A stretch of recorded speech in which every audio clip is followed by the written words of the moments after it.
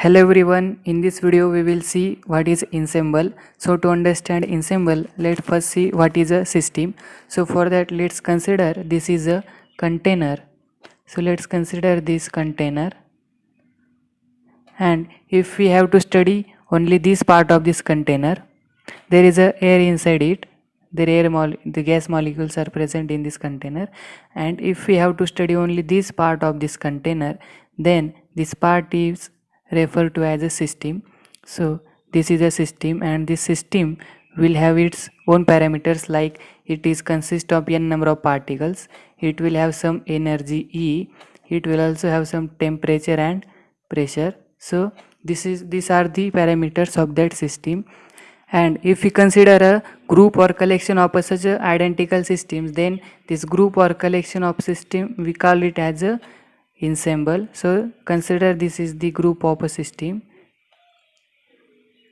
So these are the group of a system, we'll call it as a ensemble. So there are two conditions for ensemble. So first one is the system should be macroscopically identical, means the parameters of the system like number of particles, energy, temperature and pressure, these parameters should be equal for each and every system in this group. Means consider this system will consist of n number of particles, then all this system will consist of n number of particles, mean number of particles in each and every system should be same. And similarly the other parameters like energy, temperature and pressure should be same for each and every system here in this group.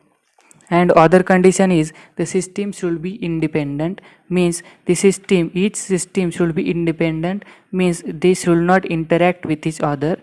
This is the second condition for ensemble. So then we call ensemble as a assembly or collection of identical systems under certain conditions, and these are the two conditions for ensemble.